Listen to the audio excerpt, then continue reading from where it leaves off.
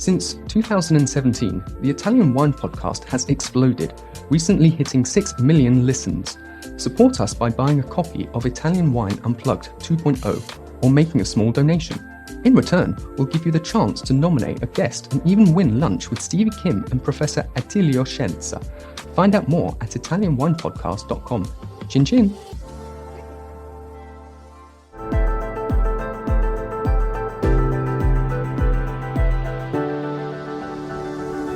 Welcome to the Italian Wine Podcast. I'm Cynthia Chaplin, and this is Voices. Every Wednesday, I will be sharing conversations with international wine industry professionals, discussing issues in diversity, equity, and inclusion through their personal experiences working in the field of wine. If you enjoy the show, please subscribe and rate our show wherever you get your pods. Hello, and welcome to Voices. This is Cynthia Chaplin, and today I am totally delighted to welcome Michelle Schromm to Voices. Michelle is the recently appointed new executive director at Bâtonnage Forum in the USA. Bâtonnage Forum is a nonprofit organization dedicated to empowering women in wine and fostering opportunities that create equity inside the industry, so completely right up my street. I've been a personal fan of their work for the past couple of years, and I'm really excited to see what Michelle will create in her new role. So welcome to the show and congratulations. Thank you, Cynthia. Thank you so much for having me. It's a huge pleasure, and I know you are a very busy woman with an enormous amount of things going on, lots of experience in the wine industry, and currently you're the Director of Marketing and Sales at RAEN Winery in Sonoma. So I'm just wondering, how did you get interested in Bâtonnage Forum, and what inspired you to devote your very valuable, and I'm sure in very short supply, free time to the responsibilities of being their executive director? Yeah, great question. Well, I think just a little bit of a backstory of Bâtonnage and how we began. I had the opportunity. I have been in California wine country for now 8 years. I've been in the wine industry basically my entire working life, which is, I don't want to count because that is always a little bit painful, but 12, 13, 14 years. So I've been, as you could say, a woman in wine for many, many years. And I recall when Bâtonnage began, it began with two incredible powerhouse house women and a group of people that they gathered to do an in-person forum. This was in 2018. And I remember when this happened, I was so excited to be part of it as an attendee. So I went to the conference or to the forum. It was a day-long event. And the goal was to stir up conversations, talk about the challenges we face as women in the wine industry, something that felt incredibly relatable as a woman in the wine industry. And I was so blown away by how empowered I felt, how seen I felt, how connected I felt. And then also learned a lot too about people in other aspects of the wine industry, maybe not in sales and marketing, but in winemaking and in other facets of it that have kind of their unique set of challenges. So it was a pretty incredible day for me. I was really happy to be part of the next forum as well as an attendee.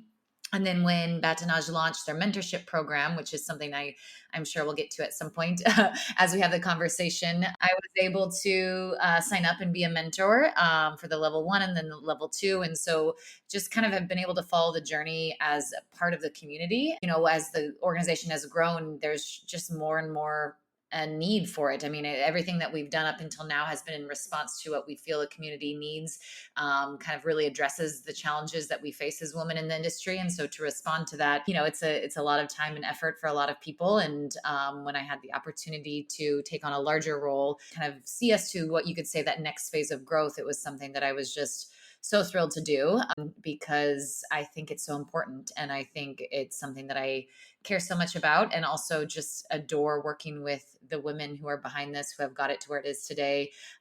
It's something that is definitely a soul fulfilling and brings a lot of value to my, like you said, busy, but a very full life. It's quite enriching. So it's been an exciting few months so far. Well, I have to say I'm so envious because I would love to attend one of the forums. As I said, I've been following Bâtonnage for the past couple of years and have spoken to lots of your colleagues, all of whom are doing interesting things. And as you said, we will get to the mentorship program, but I think just having an organization that is more a group of smart, experienced women who understand each other and understand their place in the industry and how to reach out and support and encourage young women or women from, sort of less seen communities in the wine world to get involved. And I think that's very important right now. Not easy to get into wine. I know when I got into wine, which was way before you, I never saw it as a career. It was a hobby for quite a while. So I think what you're doing with the forum is very, very important on so many levels, not just because it gives women a space to get into the industry and to feel Right. supported, but Yeah. I think also the people who are part of the organization more or less full time have provided a visible, you're on Instagram, you're on social media, there's a visual of powerful women in wine doing fun things together and meaningful things. I think that visual is something that's super important these days. So I'm very jealous. I have it on my bucket list. I want to make it to one of the forums myself, one of these. Oh, that would be amazing. Yeah, make a trip for it. We're going to be doing it in 2024 in May. Where's it going to be this year? So we're planning to do it in wine country, so Napa, Sonoma, and then outside of the forum, we're working on a lot of exciting events that'll be more satellite and also with virtual opportunities. So looking to do something before the end of the year in New York City, for example, a little bit closer to you possibly, but yeah, there won't be a shortage of opportunity for sure to gather, which is really the beauty and the power of something like Bâtonnage. Well, and a lot of my listeners are in the US and Canada and the UK. And I think just getting the message out there that this is, an ongoing thing. It's not a static group.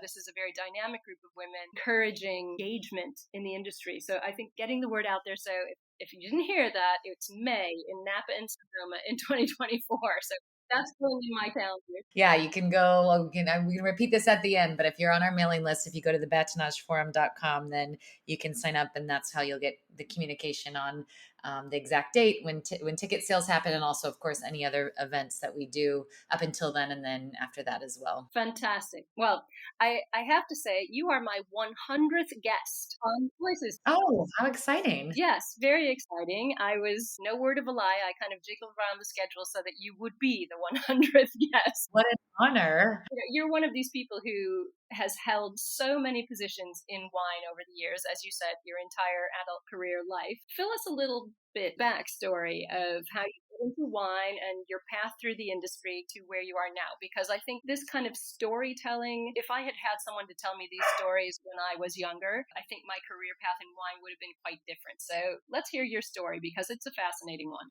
Thank you, Cynthia. Yeah, and I loved what you said earlier when you said, I never thought I would get in the wine industry. It's one of my favorite things about it is hearing people's stories because it's rarely I set out to do this, which makes it all the more important for us to share, as you've mentioned.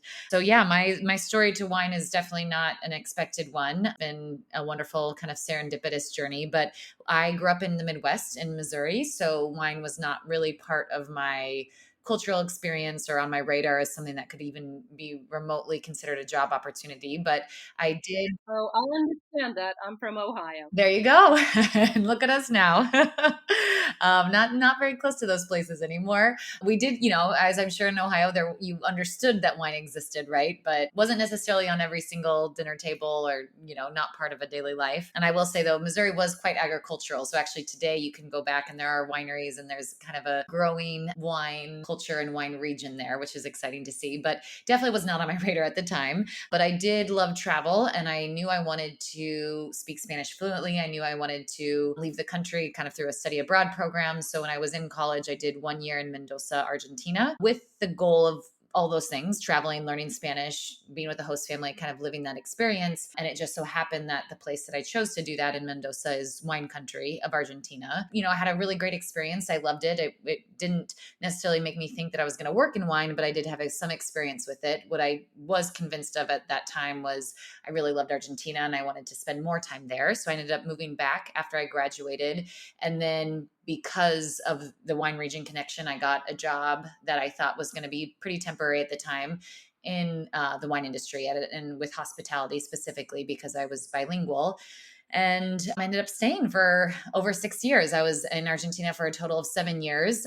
So in that time frame, I ended up managing the hospitality program for a small family winery, a really lovely winery, very high-end wines, kind of an iconic family in Mendoza. Then it was like no looking back after that. And it really, really touched the points that I'm sure will resonate with you, that wine connects cultures. It kind of goes beyond language. And, it's a way to connect with people from really anywhere in the world, to learn about a place as well, to make people fall in love with a place. And that was something that really resonated with me. And so that's how it began. And then I worked for a winery that Paul Hobbs here in California consulted for and imported into the States. And so I had the opportunity to move back to the States and work for him. So I did that about 8 years ago, worked for him in various sales and marketing roles, beginning with the South American portfolio that he managed, so as the import company, and then moving into the California side as well. And then had the really incredible opportunity to connect with the RAEN team, with Carlo Mondavi and his team, who are just really incredible.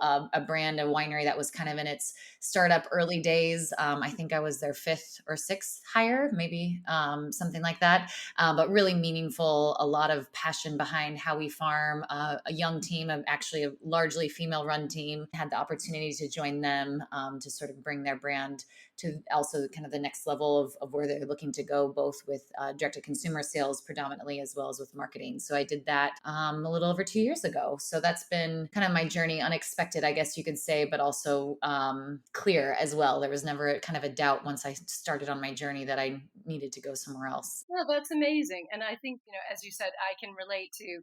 I think there's some wine being made in Ohio right now. I'm not going to rush out there to taste it, but growing up in a place that was not wine centric at all. My parents didn't drink wine. There wasn't wine around. I didn't really get involved in wine until I was in college. Coming from that background where there was no wine, I think when I discovered it, and it sounds the same with you, it was fascinating. And that ability of wine to bring people together, over something that's such a simple product, often made from just one ingredient, and sharing food and sharing wine. And even when you can't communicate perfectly, there is a sense of community with that. I've traveled around and lived all over Europe as well, so learning a new language is always helped by a little bit of wine. I want to go back to your time in Argentina, because you touched on it briefly, and the winery you were working with, and the family aspect of it. But you also, while you were there, founded Fundación Servir, which was a nonprofit organization providing classes and workshops for local families in the Argentinian wine region, in Mendoza, and increasing job opportunities. Are you enjoying this podcast? Don't forget to visit our YouTube channel, Mama Jumbo Shrimp, for fascinating videos covering Stevie Kim and her travels across Italy and beyond, meeting winemakers, eating local foods, and taking in the scenery. Now, back to the show. How did you make that happen? You were only there for, technically, as you said, you were just supposed to be there for a semester abroad, and then you went back. What gave you the idea to start the foundation? And, how did you reach out to the families, and how were you able to help them? Because I think vineyard stewardship is something that we should be talking about a lot more. We don't talk about it hardly at all in Italy. I know it's being talked about a lot more in the US, involving our vineyard stewards in education and drinking the wine that they actually are helping to make, and teaching them about it, I think is so important. So tell me about Fundación Servir, and how did you get going on that? Thank you so much. And I wish you could see my face, because my smile is just so big. And it's one of the brightest spots of my life, really, up until now, and something that's so important as well. So thank you for bringing it up, I think. And it's also, a key part of, obviously, my attraction to with Bâtonnage, with the nonprofit work that represents. But that's always been, the nonprofit sector to some extent has always been part of my life. When I was in college, I helped run an after-school program for Hispanic children, mostly helping them with their homework, because their parents didn't necessarily have the language ability to do so. So that was always something important to me. And then when I was in Argentina, in Mendoza, and like happens all over the world, I know, you have these really beautiful world-class wineries with some of the wealthiest of the world coming to visit them, people who can travel from all over, and large disconnect between the people who are farming the land, even, in this case, the people opening the gates so that the driver can come in with the guest to visit the winery. And that was just such a glaring need to me to support this community. And where I was specifically, where the winery I was a little bit out of town, and it was right next to a small town called Uarteche, which was largely Bolivian immigrants who either were there on their own or with their families, but because of the grape harvesting, right? So that's what had brought them there. While language was the same, so Spanish was spoken, there wasn't that language barrier that you would see, for example, in the United States, but there was definitely a lack of resources in that town. That was really kind of a direct result of the fact that this is kind of the Bolivian immigrant town. And so it was a little bit overlooked. And that was, of course, the case with all these little small towns in wine country of Mendoza. But this town in particular is where a lot of the women who, helped us wash the glasses every day, the people in the vineyards, this is where a lot of them lived. And so I had a really personal connection with them and, started chatting with them. Like, would you be interested in an English class? Or, would your kids be interested in an English class? I remember going to talk to someone in the government and kind of shared with them my idea of doing some educational programs. And they were like, you do know this is like middle of nowhere and a bunch of Bolivians live there. And I'm like, okay, well, if this is how the government is feeling about this town, it sounds like someone needs to step in and support this community. So I kind of like, I will take this as my call to action. There wasn't really a library and et cetera, et cetera. So I just kind of with a lot of grit was like, okay, I'm going to offer English classes at the end of the day, and we'll do a class for kids and we'll do a class for teenagers and we'll do a class for adults, and let's just see what happens. And I literally printed signs and put them all over the town. And I remember the first day, 40 children came into this small room that I had access to that probably had seats for 10. And I was like, okay, people are interested in this. So that's how it started. And then it ended up being a couple years. I think it was a total of 3 altogether, where we ran after school time frames. We did English classes for children, teenagers, and adults. We did computer literacy, and then we would do weekend workshops that would be about nutrition. We did a kind of a wine tasting class, a protocol class, and really with the goal of that feeling of empowerment and connection to, separating that gap of you are down here and we are up here, but we are combining these worlds and helping them feel empowered and part of the process. And also teaching them, of course, the computer literacy was a really powerful way to support. And, it was my favorite story, and this is getting a little bit lengthy, but my favorite story is the man who would open the gates for tourists when they would come into the winery was one of my students, and he learned a few words. And so when the people drove in, he could say, hello, good morning. And just that ability to feel like he was part of the reception. He wasn't just there to open and close a door, but he was part of these people's experience and connected to, the whole team and what was happening. It was just so meaningful and wonderful and very fulfilling as well. So we were able to service about 200 people together. It allows people to feel invested in what they're doing. It becomes not just a job, but actually something that they suddenly are invested in. I think we've all had jobs at various times in our lives where we just felt like we were a cog in a wheel. And, yeah, when there's a moment that you suddenly realize, actually, I'm doing something here that's relatively, touching other people, it becomes alive. And that ability to make that man feel invested is really, as you say, it's special. It's a gift, that's something that person will never forget. Yeah. Yeah. Invested and seen too, right? Not just, not overlooked. And I thought that was so wonderful. So yeah, that was my story. And I really, since I've been in the States, I've dabbled in a little bit of, I've done as much volunteer work as I can with some incredible organizations, Corazon Healdsburg, the Botanical Bus, that work with Spanish speaking communities. And, it's always something I strive to do. I think right now my bucket of time for volunteer work is now dedicated to Bâtonnage, of course, but it's not unrelated. And it's something that we talk about as an organization, as well as how to support our vineyard workers and give them access to this sort of empowerment as well within the work that we're doing. Absolutely. I think it's just an exalted form of what you started with Fundación Servir. I mean, please tell me that that's still going on, even though you're not there. No, unfortunately it's not. It took a little bit of a different form when I left. And then since it doesn't exist anymore in that form, but there are still credible people down there that I've connected with that are doing great work. So yeah, in particular, there are a couple things, but then in particular, COVID was a really difficult time in Argentina. Hopefully it'll come back. And I was there in November, went to the town, ran into a couple people just walking the streets that were part of that in the past. So it's always there in the back of my mind is someday when I have more time to get back to that. So we'll see.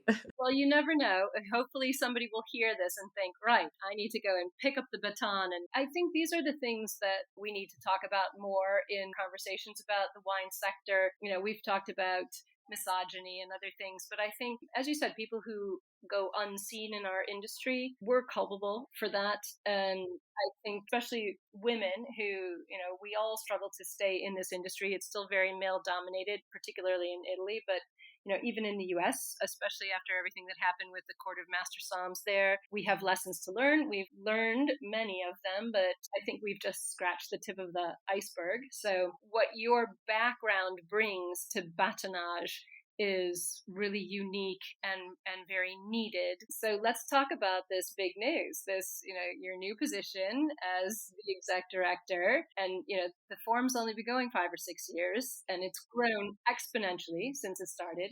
So now you're in charge, you're the leader, you're driving the boat here.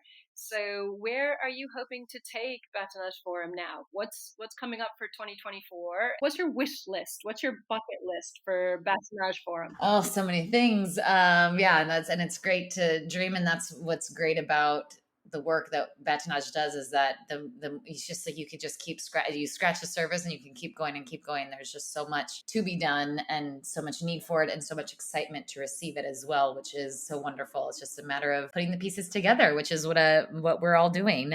So I think, you know, we've talked, there's been a lot of conversations about who we are and what we want to do. I think first and foremost, knowing that the forum, having in-person event where people can connect and share and collaborate is so important. I think, you know, the mentorship program was actually born from having these conversations. So going back to, you know, why we began creating space to have these difficult conversations or have conversations that maybe others aren't having so that we can figure out and discuss how we can move forward as an industry and how we can be part of that change. So I'm really excited we didn't have the forum this year in 2023. So really excited to bring that back for lack of a better words, have that again in 2024, which I think will be really incredible and we're really excited for. And then in addition to having that event, doing other satellite events that are for the community at a whole, kind of more broadly, we have some really great ideas and people to execute on them as far as, you know, really speaking to, we want to be as a resource for a woman at any stage of their career, right? So if you're talking about, you know, maybe you're in middle management or maybe you're looking for a career pivot,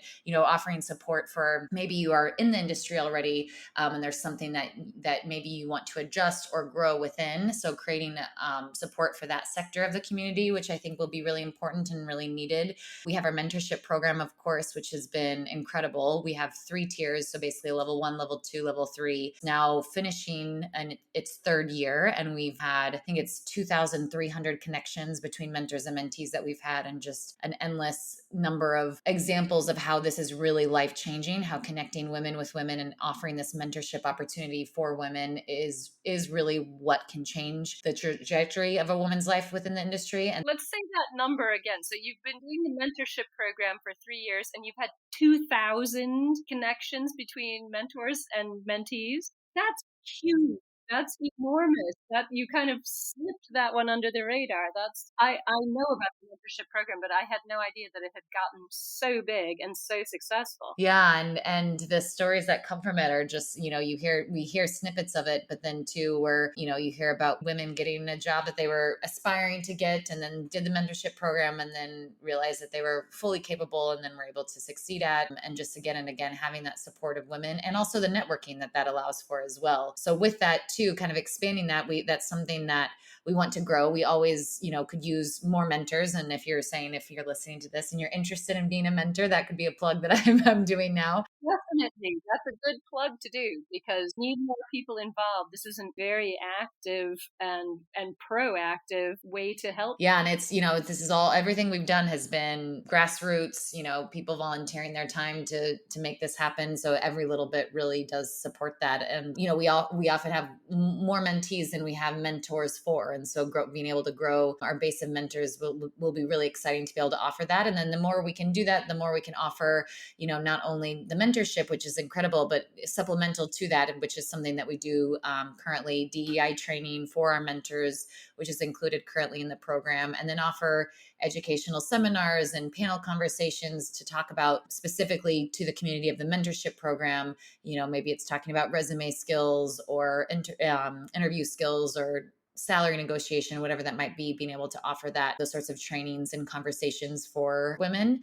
And then our level 3 program within the mentorship program actually is paid work experience. And so expanding that is, of course, incredible, offering women the opportunity to apply for an opportunity. We've done Domaine Carneros, Domaine du Jacques. So the two world-renowned places to make wine, offering that opportunity to have a woman enter the sphere through that work internship is really incredible. So expanding that as well. And, we always hear, one thing that I love about Bâtonnage is that everything that's been done has been as a result of conversations and connecting with our community. It's been kind of within the community. So the mentorship program is a great example of that.